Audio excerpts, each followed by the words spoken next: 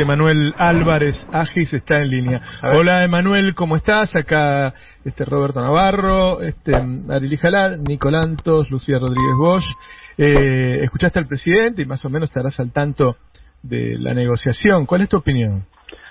Escuché al presidente, pero lo leí al Antos, ¿no? Así que estoy al tanto hace rato del tema. Mirá, la verdad que te diría que igual de sorprendido de cuando vi el acuerdo que firmó Macri, pero por las razones inversas. O sea, ¿qué quiere decir? Cuando uno agarra el manual del fondo, y lo agarraba en 2018 y veía qué cosas podían pasar, bueno, se sorprendió porque el fondo nos dio 47 mil millones de dólares y esos 47 mil millones de dólares se fugaron, porque no hubo un control de cambios, porque no hubo una reestructuración, digamos, porque fue un acuerdo desde todo punto de vista sorprendente para los estándares del fondo. Bueno, con ese mismo manual del fondo, de acuerdo a lo que acaba de decir el presidente, es igual de sorprendente, pero insisto, por las razones opuestas, que son positivas. Digo, si estamos consiguiendo un acuerdo con el fondo, primero, sin reformas estructurales, que es una manera elegante de llamar a la baja de las jubilaciones o a la flexibilización de los derechos de los trabajadores. Y además el fondo está aceptando que Argentina tiene que gastar más plata en un componente muy importante del gasto por sus efectos directos e indirectos, que es la obra pública. Bueno, de vuelta, estoy muy sorprendido. Yo esperaba un acuerdo clásico, con alguna reforma estructural, con una baja del gasto importante, y que de vuelta me hubiese llevado a decir a mí, a dar las malas noticias, diciendo, bueno, veo el acuerdo, pero la verdad que nos va a ir mal. Obviamente nos faltan los detalles, pero el comunicado, el discurso que acaba de dar Alberto, realmente se sale del manual de estilo del fondo, y esta vez por las buenas razones. Hay en general, la gente tiene ciertas dudas sobre la relación entre el déficit y el ajuste, ¿no? Es decir, bueno, cuando uno lo presenta, nosotros lo presentamos hoy a la mañana, dijimos, bueno, el déficit que hoy es del 2,9, va a bajar en este año al 2,5 y el año que viene al 1,9, y suele relacionarse eso con bajar el gasto. Y el presidente acaba de decir que no va a bajar el gasto real. ¿Por qué no contás vos cómo congenian esas dos cosas? Claro, lo que pasa es que hay digamos, dinámicas que a vos te permiten gastar más y al mismo tiempo bajar el déficit. Pero el año que acaba de pasar, en el año que acaba de pasar, el gasto público, si uno lo compara con 2019, digamos, saquemos la pandemia del medio, ¿no? Porque obviamente es un momento extraordinario donde el gobierno le pagó el sueldo al 70% de las empresas del país, pero si uno lo compara con el 2019, el gasto público subió entre 12 y 13% neto de inflación. Sin embargo, el déficit se redujo a la mitad. Teníamos un déficit de 6,5 y tuvimos un déficit en 2021 de 3%. ¿Cómo pasa eso? Bueno, pasa de la siguiente manera. Suponete que vos venís en tu economía, digamos, hogareña, te vienen faltando 2 lucas para llegar a fin de mes.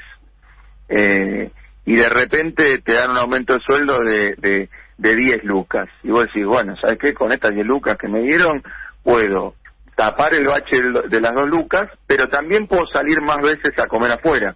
Entonces, ¿ahí qué hiciste? ¿Subiste tu gasto? Sí, lo subiste. ¿Bajaste tu déficit? También lo bajaste. ¿Cómo? Porque te aumentaron los ingresos. Entonces, cuando el ministro de Economía dice no tenemos que interrumpir este crecimiento que empezamos a tener para que de esa manera el déficit vaya bajando de manera virtuosa, se está refiriendo exactamente a eso. Y obviamente, si vos tenés un acreedor tan grande como el fondo y tan importante geopolíticamente como el fondo, por más que no lo digan, porque evidentemente el área de marketing del fondo está al tanto de que hay que disimular un poco estas cuestiones, a tu acreedor no le queda cómodo que vos crezcas, porque si vos creces, usás recursos que podrías estar usando para repagar esa deuda más rápido. Digo, Pasó en los porque 90, sube ¿no? el gasto en dólares en importaciones, por ejemplo. Claro, pasó en los 90. En los 90, ¿cómo pagamos la deuda? Bueno, privatizando empresas. Entonces, eso es, si vos tenés una compañía, tenés una deuda, y decís, che, para pagar la deuda, el banco me pide que venda las máquinas. Y bueno, el banco cobra la deuda, pero la compañía el otro día no puede abrir las puertas. Entonces, esa es un poco la lógica de la que había que escaparse en el acuerdo con el fondo, porque, insisto, entendamos la magnitud. Le debemos al fondo la mitad de nuestras exportaciones. Entonces, la deuda hoy, mañana o incluso dentro de 5 años es realmente impagable. Por eso, digamos, mi indignación con lo que fue el acuerdo de Macri y lo que le dejó el acuerdo de Macri, no a Alberto Fernández, al país. Entonces, me parece que en ese sentido, si el fondo tuvo que hacer su mea culpa de esa irresponsabilidad, saliéndose de su libreto tradicional esta vez y permitiéndonos ir a un sendero de crecimiento, bueno, habrá que reconocerle eso al gobierno de manera profunda, porque creo que puede ser un cambio importantísimo en la relación Argentina-Fondo Monetario. O sea, vos hubieras firmado este acuerdo. Mirá, con lo que acabo de escuchar del presidente, obviamente tenemos que mirar los detalles, pero sin ninguna duda, porque lo otro que hay que entender es que la alternativa a no firmar no era agradable, y sobre todo la alternativa de no firmar, a los que peor le iban a pegar es a los que peor están. Digamos, yo creo que en este momento de discusiones de acuerdo con el fondo sí, de acuerdo con el fondo no, he escuchado mucha gente que dice, bueno, pero ¿para qué pagarle al fondo si la verdad Néstor creció 5 años seguidos estando en default? Claro, Néstor creció 5 años seguidos estando en default con los acreedores privados, pero lo que hizo fue pagarle toda y cada una de las cuotas al fondo, porque en palabras de la propia Cristina, no pagarle al fondo es caer el mundo, en palabras de la propia vicepresidenta. Entonces, bueno, en un momento tuvo la oportunidad y dijo, ¿sabes qué? Te debo 9.000 palos, son la mitad de mis reservas, listo, tomá, cobrate y andate. Digamos, pero no fue el crecimiento de 2003, 2007 el producto de que defaulteamos con el fondo. Más bien todo lo contrario. Y lo segundo que me parece más importante destacar es que la verdad que lo que acaba de hacer el gobierno es un acto de responsabilidad institucional. Yo, digamos, entiendo perfectamente el trago amargo y la frustración y la indignación que puede haber en cabeza de todos los funcionarios del gobierno, desde el primero al último, de tener que arreglar este desastre, digamos. Pero también me da a mí un poco de indignación cuando al gobierno se le pone el mote de irresponsable, digamos, de irracional, y se lo compara con una oposición que supuestamente sería responsable y racional. Bueno, hay, digamos, un espacio político que te endeudó por 47.000 millones de dólares. Y hay otro espacio político que se tomó 2 años para arreglar ese problema. Me parece que los adjetivos están como intercambiados. Me parece que los adjetivos están intercambiados. Entonces, creo que era un problema lo suficientemente grande como para tener que tomarse un tiempo para resolverlo. A mí me hubiese encantado resolverlo antes, pero como siempre digo, es muy fácil ser ministro de Economía en Twitter, pero después a mí que me tocó atravesar la función pública, viste, de 3 cosas que querés hacer, una no te sale, la otra no te dejan, y la tercera la haces y te sale mal. ¿Pensás que puede servir para empezar un camino de baja de inflación, que es lo que más le importa al público que nos está escuchando? Yo creo que sobre todo sirve para que el gobierno ahora sí pueda, con legitimidad y credibilidad, plantear cuál es el rumbo económico de acá en más. Porque razonablemente vos no podías presentar ningún tipo de sendero económico si tenés una deuda de 47.000 palos que todavía no arreglaste, digamos, porque imagínate que Alberto Fernández presentaba un plan antiinflacionario y la primera pregunta era, che, ¿y la deuda con el fondo? Imagínate que presentaba un plan de subexportaciones, la pregunta era, ¿y la deuda con el fondo? Entonces, mañana no va a cambiar ninguno de los problemas argentinos concretos en el día a día. Lo que sí va a cambiar es esta especie de angustia continua que vos decís, che, ¿cuándo esto se va al tacho? Porque ahí tenemos al fondo respirando en la nuca. Me parece que ahora el paso siguiente, una vez que esto esté perfeccionado, es que realmente el gobierno nos cuente, bueno, cómo y por dónde quiere crecer, cómo y por dónde quiere empezar a bajar la inflación. Nicolantos quiere hacer una Emanuel, pausa. ¿cómo estás? Hola. Quería hacerte una consulta, porque vos a principio del 2020 advertiste que en el mejor de los casos iba a ser un año de mierda, y aunque cayó una pandemia, que me imagino que vos no tenías forma de saber que sabías, se comprobó ese pronóstico.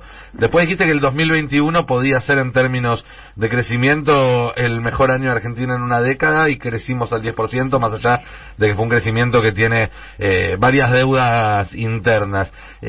¿Cómo ves el 2022 a partir del acuerdo que se anunció hoy? Bueno, digamos, Argentina y el mundo emergente en general en 2022 va a enfrentar un desafío que la economía mundial no ve, te diría, desde principios de los 90, o incluso en el costado de la inflación internacional desde principios de los 80, que es la principal potencia del mundo combatiendo una suba de inflación con suba de tasa de interés. Estoy hablando de la política de la Reserva Federal. Digamos, hace 30 años que la Reserva Federal no sube la tasa de interés, y hace 40 años que Estados Unidos no tiene las tasas de inflación que tiene en este momento. Entonces, hoy, si vos, es lo increíble del ombliguismo argentino, ¿no? Pero si vos mirás las últimas 3 semanas, la mayor parte de los analistas dicen, no, todos los activos de Argentina se deterioraron porque el gobierno no da señales claras. Argentina tuvo exactamente el mismo deterioro financiero que tuvieron todos los emergentes, porque estamos todos, digamos, con el agua hasta la nariz, pensando que va a ser la Reserva Federal. Entonces, ese es el primer punto. Vamos a atravesar un año donde probablemente el precio de la soja no ayude tanto, y donde la inflación internacional sea todavía un tema, y donde la suba de tasas de la Reserva Federal va a hacer que los dólares empiecen a volver al lugar más seguro, que es Estados Unidos. Por eso yo quiero atravesar este año sacándome este lastre de la curva del fondo de fines y empezando a plantearse cómo hacemos para configurar un año relativamente razonable. Ahora, si logramos crecer este año, va a ser la primera vez desde 2011 que Argentina crece durante 2 años consecutivos. Entonces, me parece que eso, con un crecimiento que, como vos decías, para mí tiene una deuda muy clara el crecimiento 2021, que es en materia de empleo. Digamos que es en materia de empleo. Pero si logramos compaginar 2 años de crecimiento consecutivos, bueno, me parece que podemos empezar a decir que sacamos la cabeza de abajo del agua. No va a ser al 10%, no, obviamente, porque no nos vamos a ya comparar con un año de pandemia, pero creo que una tasa de crecimiento entre 3 y 4% podría empezar a generar 70.000, 80.000 puestos de trabajo, y eso es una cosa que Argentina no hace hace muchos años. Emanuel, si no estuviera el fondo, nosotros, teniendo en cuenta nuestra restricción externa, ¿podríamos crecer al 10%? Bueno, mira, la razón por la cual Argentina el año pasado tuvo un abultado superávit comercial, pero el Banco Central prácticamente no se quedó con ni un solo dólar de ese superávit comercial, es justamente porque el pánico que generó tener que reestructurar esa deuda con el fondo hizo que las empresas, todos esos dólares que sobraron, lo usaran para bajar al mínimo su deuda en dólares. Digamos, dijeron, che, si se va a complicar la discusión con el fondo, yo no quiero estar en deuda en dólares porque puede pasar cualquier cosa. Entonces, me parece que hoy esa incertidumbre nos la acabamos de sacar de encima, y con lo cual van a sobrar un poco más de dólares, pero por el lado de la soja no va a ser tan amable la perspectiva internacional para Argentina. Conclusión, con esa dinámica que yo me imagino de dólares, 3,5% podés crecer sin generar problemas. Si Argentina va a una tasa de crecimiento del 5%, con estos niveles de exportaciones, no vamos a tener de dónde sacar la plata.